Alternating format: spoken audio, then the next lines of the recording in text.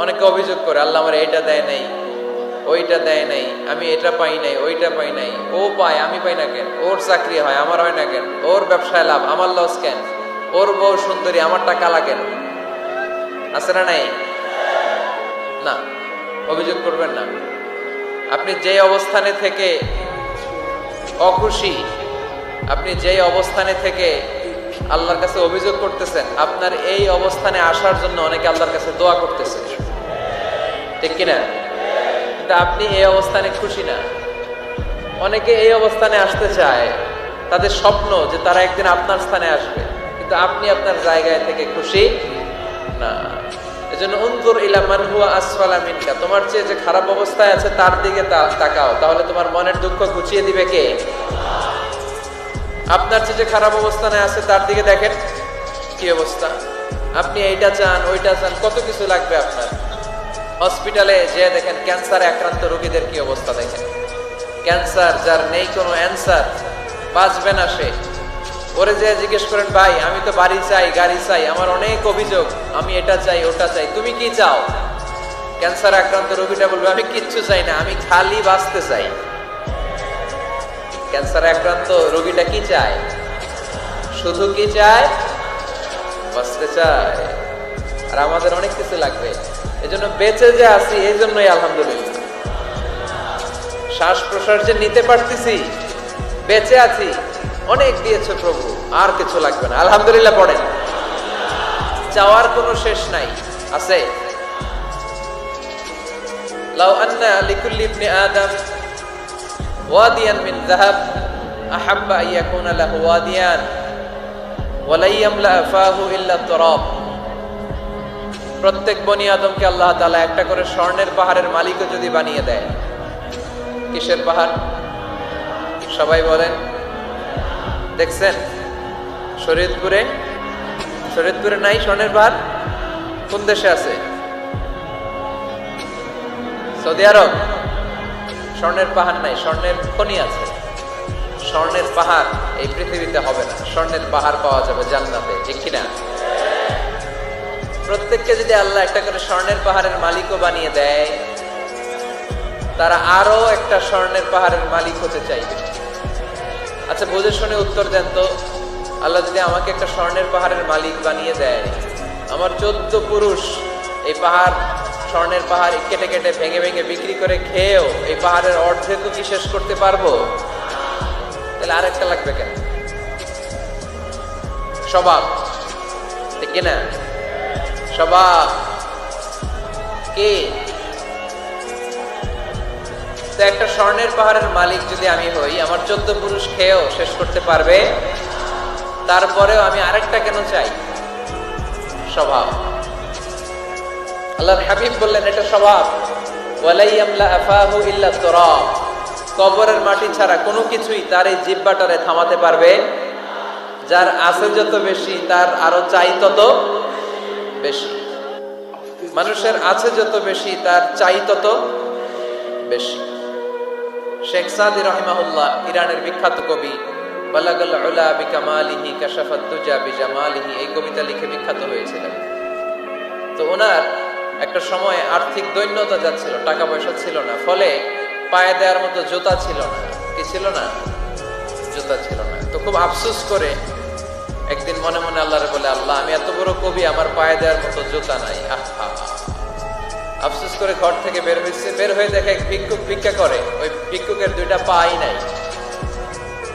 ভিক্ষুকের 2টা, আর কবি সাহেবের কি নাই? জুতা নাই।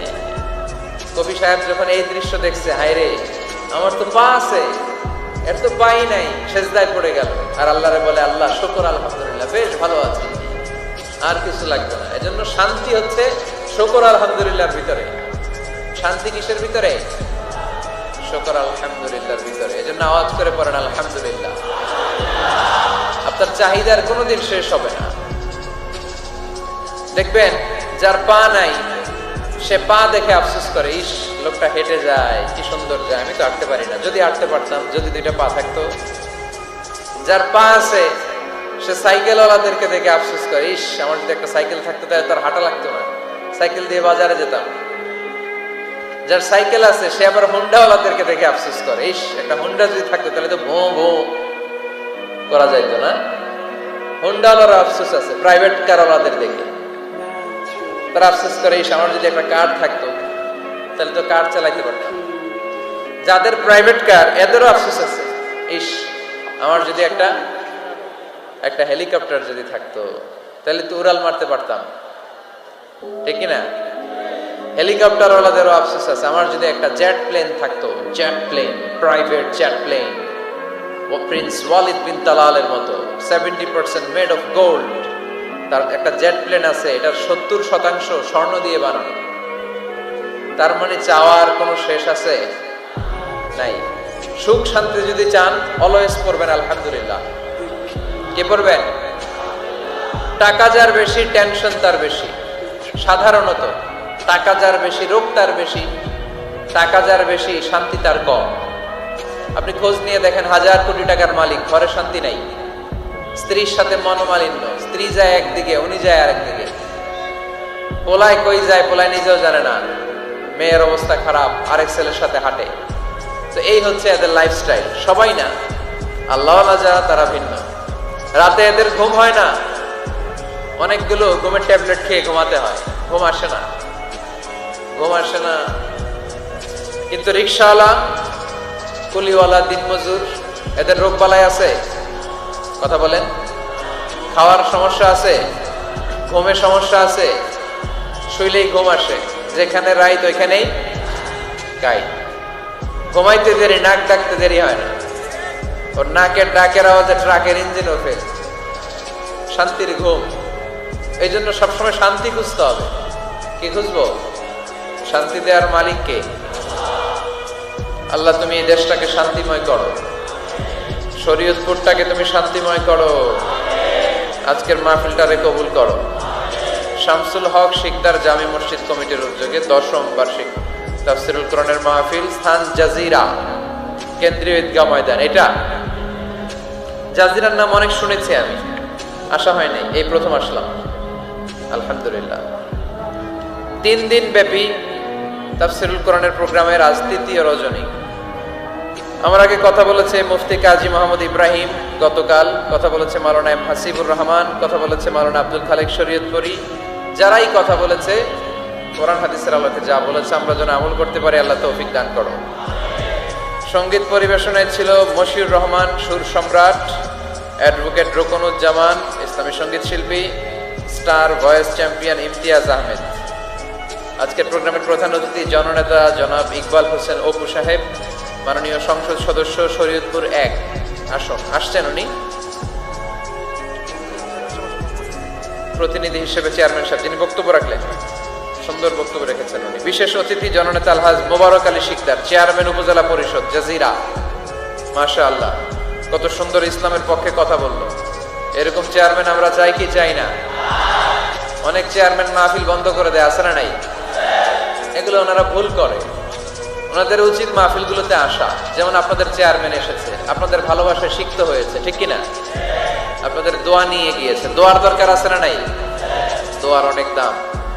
এজন্য জনপ্রতিনিধি যারা, আমি ওনাদেরকে বিনয়ের সাথে বলবো আপনারা মাহফিলগুলোতে আসবেন, এসে জনগণকে সালাম দিয়ে যাবেন, দোয়া নিয়ে যাবেন, দোয়ার অনেক দরকার। অতিথি হিসেবে আরো আছে জনাব মোহাম্মদ ইউনুস ব্যাপারী, জিএম নুরুল হক সাহেব, মোহাম্মদ ওমর ফারুক সাহেব। যারাই এসেছে আল্লাহ সবাইকে কবুল করো। বিশেষ করে আমার যুবক ভাইদেরকে আল্লাহ তুমি কবুল করো। সৈয়দনা ওমর ফারুকের মতো ইসলামের বীর সেনানী হিসেবে কবুল করে নাও।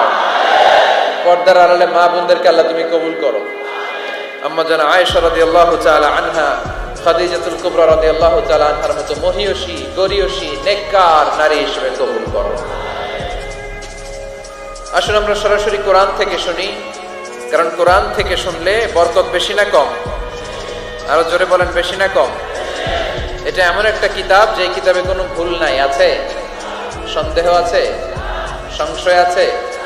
মুত্তাকিনদের জন্য এই বইটারে হেদায়েতের কিতাব করে নাজিল করলো কে?